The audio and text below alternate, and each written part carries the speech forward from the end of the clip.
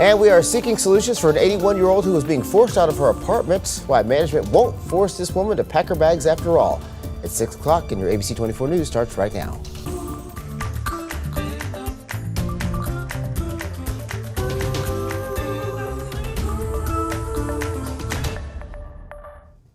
Good evening and thank you for joining us on your ABC24 News at 6. I'm Ruben Diaz. It's about to get very cold here in the Mid-South. It may not look like it or feel like it right now when you step outside, but it's definitely going to change. Today might have been the last warm day for a couple of days. For a closer look at that upcoming forecast, here's Cassie Nall. Good evening, everybody. Today was a somewhat mild day, but now the temperatures is falling as a strong cold front is moving through the region, which is why we have a weather impact alert that begins tonight at midnight and lasts through 10 a.m. on Monday for extreme wind chills. Folks need to be prepared to bundle up and make sure you're using safe heating sources. Also, bring in your pets. Because it is going to be so cold, we have a cold weather advisory in effect for all of the areas that you see shaded in that light blue. That begins at midnight tonight and lasts until noon tomorrow. But there may be another one issued for Sunday night into Monday morning because of just how cold it's going to be. Temperatures will be falling sharply as we go through the overnight hours. By tomorrow morning, we will wake up with actual air temperatures in the mid to upper teens to low 20s. But then when you factor in the wind, it could feel as cold as the low single digits by the beginning of your Sunday morning. We'll pick it up here with more on your forecast coming up in just a little bit. Single digits, she says. All right, new tonight as those Arctic temperatures move into the Mid-South, organizations are stepping in to help keep people off the streets and out of the cold. ABC24 Shakina Davis joins us with more on what people can do to stay warm. Shakina?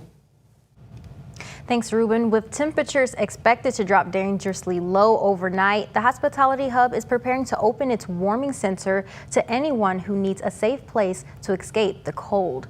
And the Hospitality Hub says it's been closely monitoring the weather forecasts as Arctic cold settles into the Mid-South. And over the last few days, staff have been scheduling teams and preparing to open the warming center tonight. The center will remain open until temperatures rise, possibly as soon as Monday, but leaders say they'll make that decision day by day. And Director of Operations Jessica Horty says this kind of weather isn't unusual and preparation is key to keeping people safe. The hospitality of team, along with PRNs that we hire, are scheduled to come in with others on backup in case we need any additional people to come in. Our kitchen staff has been preparing and ordering all of the food we need to make our meals while our guests are staying with us and just preparing the space itself. Coming up at 10, hear how the Hub is working to reach out to people in need of shelter before it's too late. In the studio, I'm Shakina Davis. Ruben. All right, thanks a lot, Shakina, for that. Now, more on what you can do to prepare before the temperatures drop. And you better get to it because it's going to happen soon. That means checking on your home, your car, and reaching out to your neighbors to make sure everybody stays safe. While this weekend's chill won't break any records, it'll still bring dangerously cold conditions to the Mid-South. The coldest day Memphis has seen so far this past year was February 20th. That's when temperatures plunged to just 11 degrees. But this weekend, an Arctic cold front will bring frigid morning wind chills Sunday and Monday. In fact, many areas may not climb above freezing all day Sunday. And the National Weather Service believes a cold weather advisory will likely be issued in the coming days. Lows are going to fall into the teens and low 20s, and the wind could make it feel even colder, increasing the risk of frostbite and hypothermia for anybody who's outside too long. Shelters and city services are reminding people to check on their neighbors, especially the elderly and people without reliable heat. Shelby County Emergency Management Director Brenda Jones is also urging people to dress properly for the cold. That means wearing a warm hat, putting on a face mask, and even an outer layer to block that wind.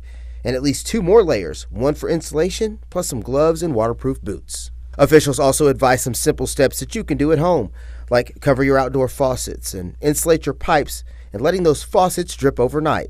That's going to help prevent freezing and them costly damages. And if you're using a space heater, keep it 3 feet away from anything flammable and make sure you unplug it before you go to bed. For drivers, you'll also want to check your battery, check your tire pressure and your fluid levels. And don't forget to keep your gas tank topped off. And finally, don't leave out your pets. Make sure and keep your animals indoors or limit their time outside during these really cold temperatures.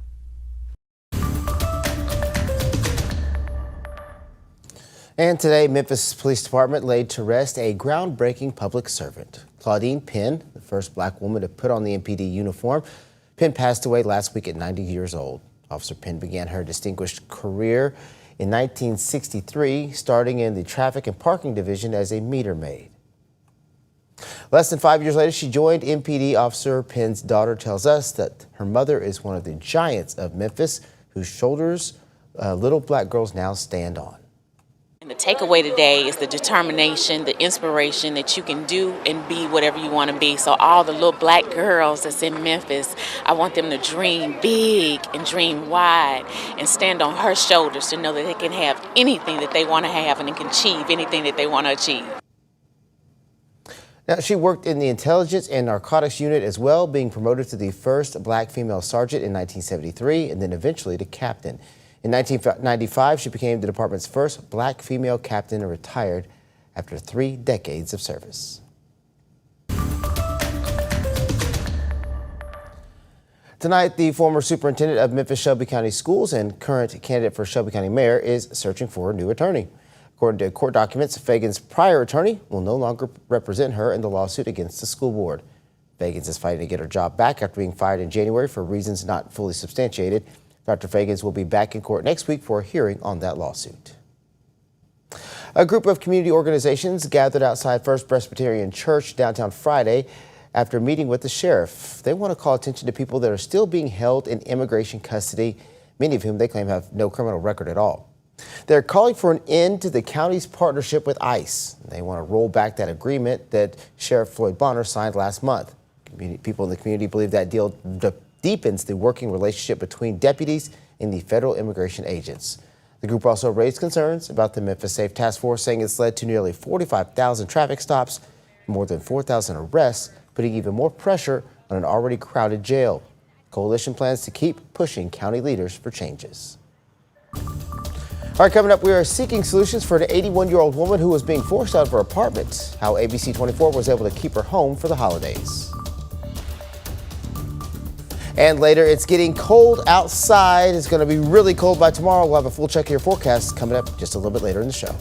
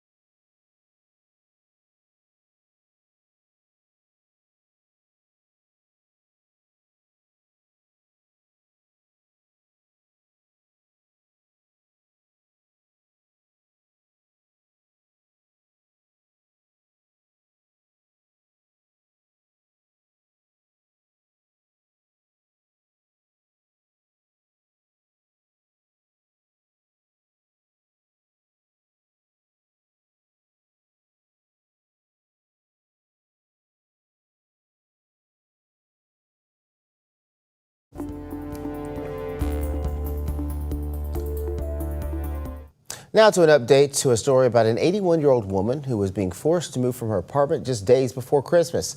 Last month, Sarah Van and her niece turned to ABC24 seeking solutions after Bethel Towers Management gave her a 3-day notice to vacate.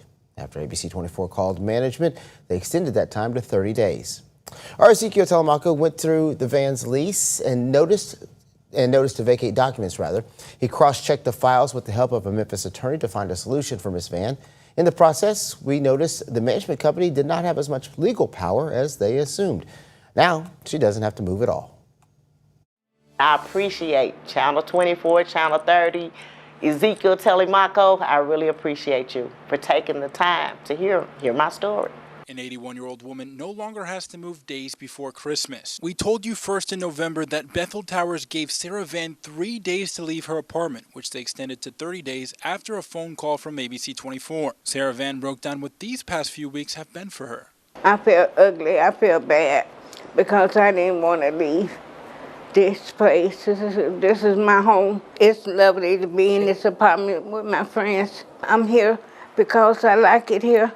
And I've been here a long time. Then on Wednesday, Van got a gift just in time for the holidays. The management company rescinded the notice to vacate letter entirely. The letter was sent by Tesco Development, a company with thousands of apartment units across multiple states, with Bethel Towers being one of them. It was signed by their senior vice president, Alan Sisson. It brought tears to my eyes. I was so thankful. Now I have somebody that will listen to those people that can't help themselves, that don't know what direction to go in. Back in November, ABC24 showed Van's lease and termination notices to attorney Mike Working of the Working law firm. Working questioned whether management even met the legal standard to terminate the lease. In that letter to vacate, Bethel Towers was claiming that she was unable to make safe decisions. Someone can't stop being vulnerable and old, but there's been no warning of that anyway. So I don't think that they've reached the threshold for a breach of contract yet. Van's family says this news brings peace, and the focus has now shifted to gearing up for the holidays. She's going to have a Merry Christmas, and she's going to have a Happy New Year, and we're going to move forward. That's right. Taking one day at a time. That's right. She's telling the truth. All right, the family tells us they are thankful the letter was rescinded and that this experience has been eye-opening. They hope sharing Van's story encourages others to speak up and ask questions when something just doesn't feel right. Here at ABC24, we're committed to seeking solutions for the Mid-South. If there's a problem in your neighborhood that you want us to look into, just text the word solutions and your concern to the number you see on your screen, 901-321-7520. We'll be back right after this quick break.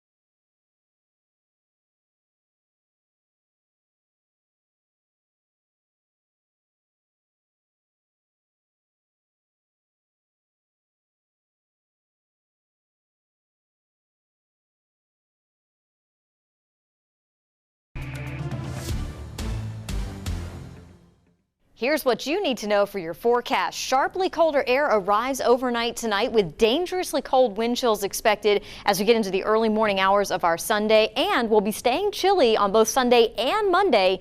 despite the sunshine that we're going to be seeing. And that's why we have a weather impact alert for our viewing area that runs from midnight tonight through 10 a.m. on Monday morning. We'll have extremely cold wind chills, and we need folks to be prepared for that. Make sure you're dressing appropriately, wearing the layers, the hats, the gloves, the scarves, everything that you can do to help retain that body heat.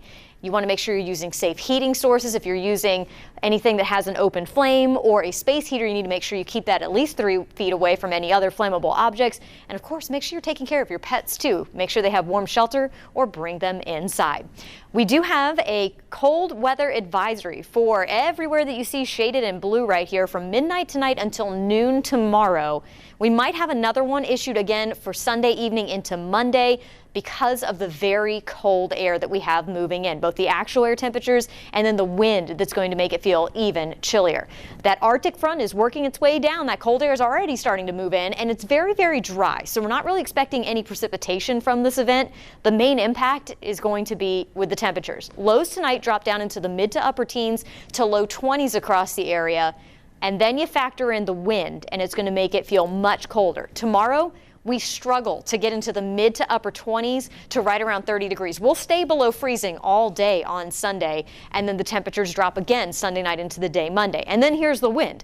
Winds out of the north could gust as high as 25 to 30 miles per hour beginning late tonight and lasting overnight throughout the day on Sunday. This is what things could look like in the morning, and then those gusty winds continue into tomorrow evening, gradually dying down overnight Sunday night into Monday morning. So here's how that reflects with your wind chills. Wind chills drop down into the single digits to near zero in some places by early tomorrow morning. And then because the winds stay gusty all day, and remember we don't get above freezing, even in the middle of the afternoon, the warmest time of day, our wind chills are still in the low to mid-teens across the area. They drop again late Sunday night, but because the winds are going to be dying down, they won't be quite as harsh into Monday morning as they will be tomorrow morning. So we just want folks to be prepared for this very cold air that's going to be moving into the region. Now, it's not going to last long. We'll be well below average tomorrow and again on Monday, but back up around average by Tuesday. And then with strong southerly winds, that's going to boost those temperatures right back up above average by mid to late week. And that's when rain chances come back into the forecast as well. So again, to recap for you, we have the weather impact alert through the whole day Sunday and the first half of the day Monday due to the extremely cold air and even colder wind chills. So make sure you're prepared for that. We warm up nicely as we get into the middle of the week, and that's when the next system moves through, bringing us some rain chances from Wednesday into the day on Thursday.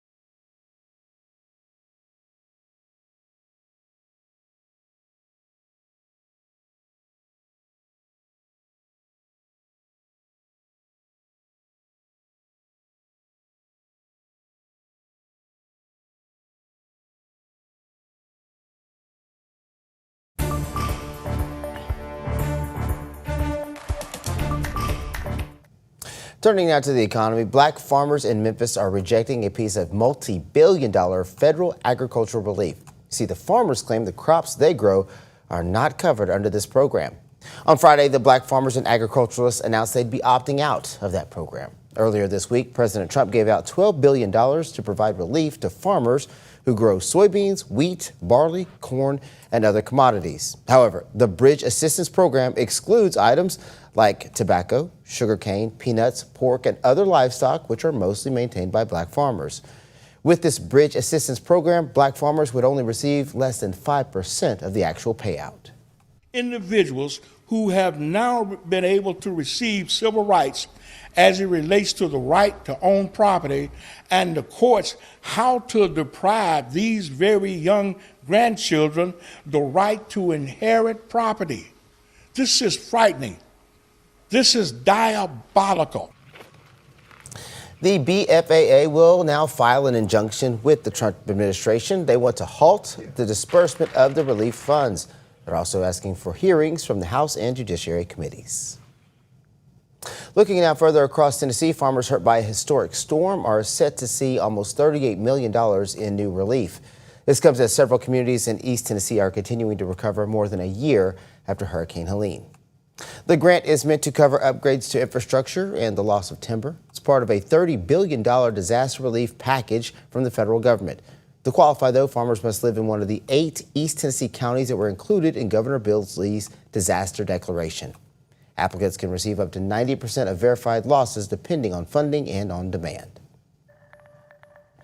And a 2-decade-long project to restore one of Memphis' most important historic landscapes is now complete.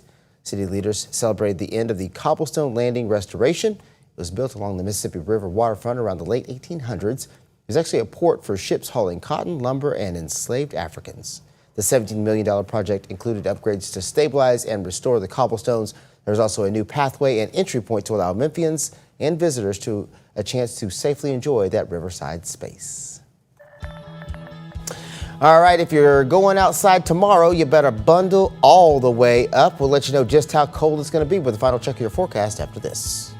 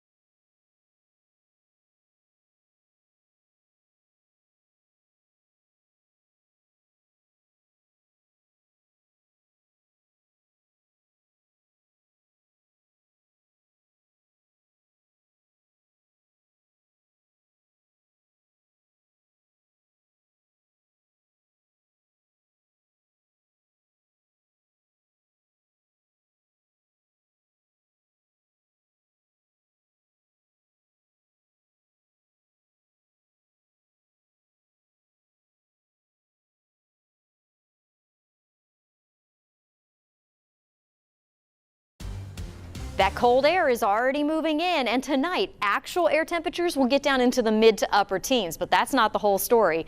With the winds out of the north becoming very breezy overnight, our wind chills will get down into the low to mid single digits, even close to 0 in some places. So again, that's why we have that weather impact alert and the cold weather advisory. Then throughout the whole day on Sunday, despite the sunshine, we will not get above freezing. The wind chills stay even colder. Thankfully, this cold air will move out pretty quickly and temperatures rebound by midweek. All right, thanks for watching us here on 24 Plus. Don't forget you can always stay up to the minute by watching free streaming here on our 24 Plus channel. Again, it's free to download and you can watch for free. All right, thanks again for joining us. We'll see you back here at 10 o'clock after the Heisman Trophy presentation.